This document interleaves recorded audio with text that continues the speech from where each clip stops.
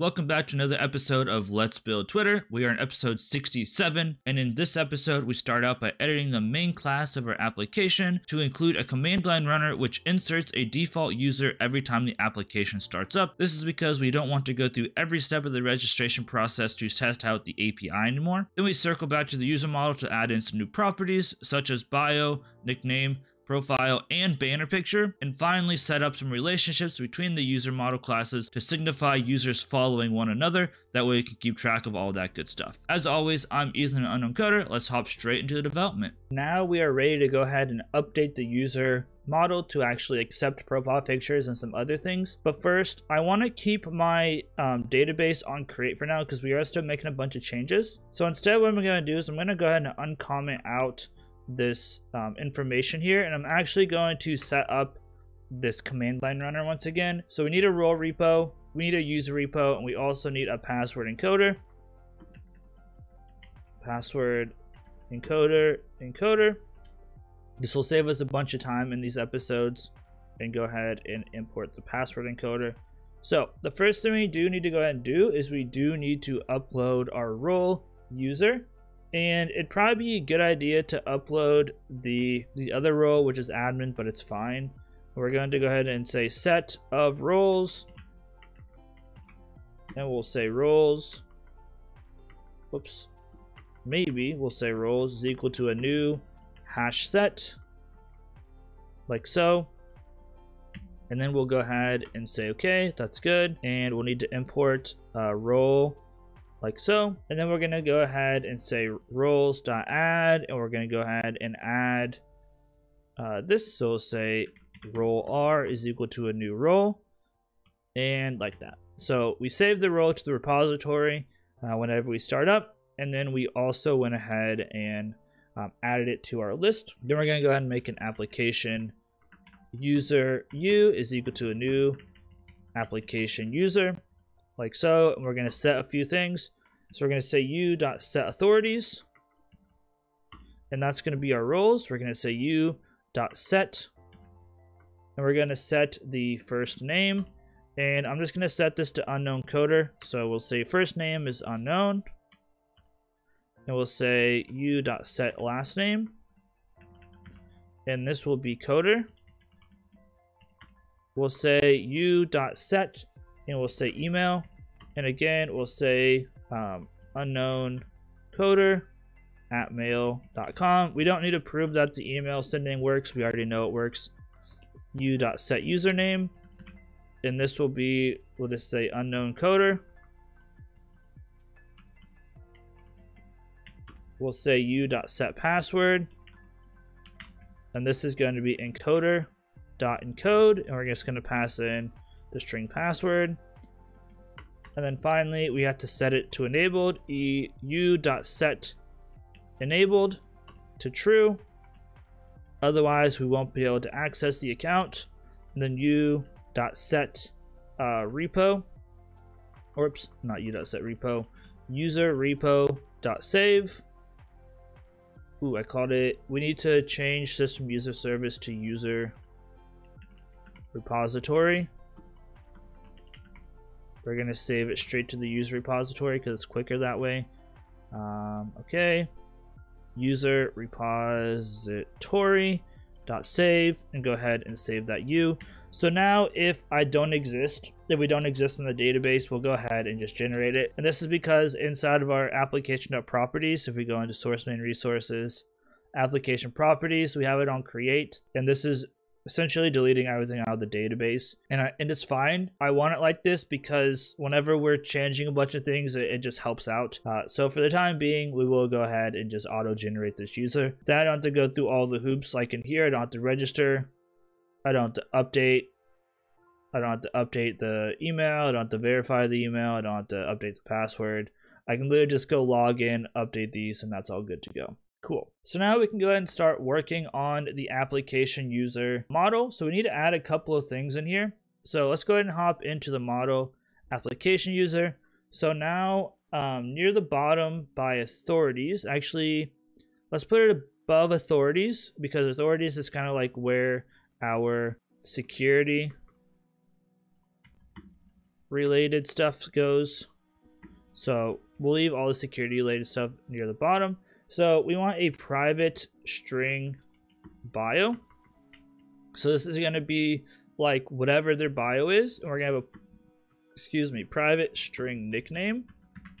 So if you've ever been on Twitter, you have like your handle, your @, and then you can also change your nickname to whatever you want. So for example, the username Ethan might be taken, but I can still put my nickname as Ethan on there. So that's the idea behind that. So now we also need to set up a couple things. So first we need a 1-to-1 for our profile picture, and then we're going to say cascade is equal to cascade type dot all. And then we're going to have an @join column. And this is going to be name equal to profile underscore picture. And then reference column, or referenced column name is equal to image ID. And then we're going to have a private image profile picture. If I wanted to shorten that, I could have said PFP right there, but it's fine. We need to add our comma there and go ahead and import our 1-to-1. The idea is that one user will have one profile picture. We're not going to have one user has many. And then we also need to set up basically the exact same thing except for banner. So this will be banner picture, and this will be banner picture. Not sure why it's failing to load. I'm sure we'll fix it later. Unable to find column image ID and image. It might need to be underscore. Might need to be image underscore ID. I don't remember. Save. Does that fix it? We still had an error, but that's fine. That's some constraint stuff. That's not an issue. Okay, that's fine. We have that. And then the other thing is that you can follow users and be followed by other users. So I've done this several different ways. I think that this is kind of the most, I don't want to say convenient, but the easiest way to follow. So we're going to have two main to many tables. So @many to many, and then the fetch will equal to fetch type eager.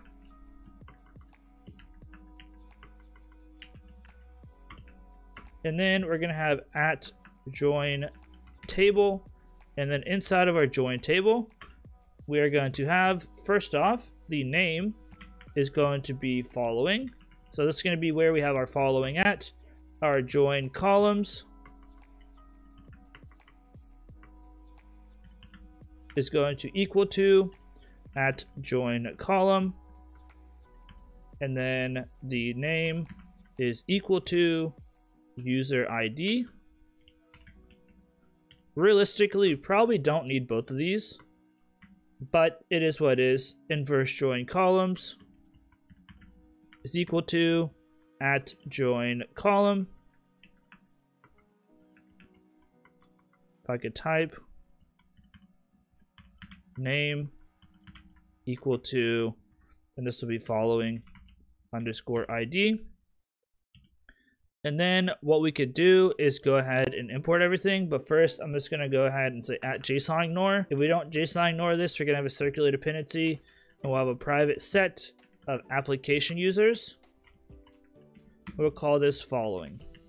So it's a lot easier to store both of these inside of separate sets rather than trying to query them differently. So we could be more efficient with our database here, but I think this ends up working out the easiest and reading and everything. So once again, we're going to have followers here.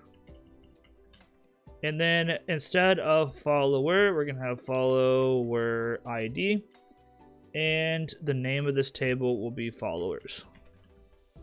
So now we have a table for following. We have a table for followers. And save. And now our user is set up again to do a couple of things that we couldn't do before. Now we need to go ahead and set up or change the noarg constructor in here. So we need to set up not only the authorities, but to say this dot following, is equal to a new hash set, because whenever you start up your account, you're obviously not following anyone. And then obviously this dot followers is equal to new hash set. Whenever you start an account, you're obviously not going to have any followers. So we want to make sure we set that up and it's not any problems. So now I need to go ahead and add the getters and setters that we're missing. So I'm just going to go to the bottom of set verified, and I'm going to go ahead and just right click, and while I'm at it, I'm going to delete this as well because we want to fix that. And I'm going to go ahead and source and getters and setters and grab all of the new stuff. And we'll go ahead and say toString. So source generate toString. Now what we're going to want to do is change a couple of things here. So for our followers, we're going to say followers.size. And then for our following, we're going to say following.size. Again, this is to prevent circular dependencies. We'll get an infinite loop if we try to print those out in full. So there's our application user, made a few changes, and now we can store a little bit more information about the user and everything else. Unfortunately, that's going to be it for today. If you guys enjoyed, please stick around for the next episode by hitting that subscribe button. You'll know exactly when it comes out, especially with that bell icon. If you did enjoy the content today, please sure to leave a thumbs up. If you did enjoy it, leave a thumbs down. Either way, it helps out with the algorithm all the same. And finally, if you have any suggestions or feedback for me, make sure you leave a comment down below. With that being said, I appreciate you all for watching. Stay tuned for the next episode. Peace out, guys, and I'll see you in the next one.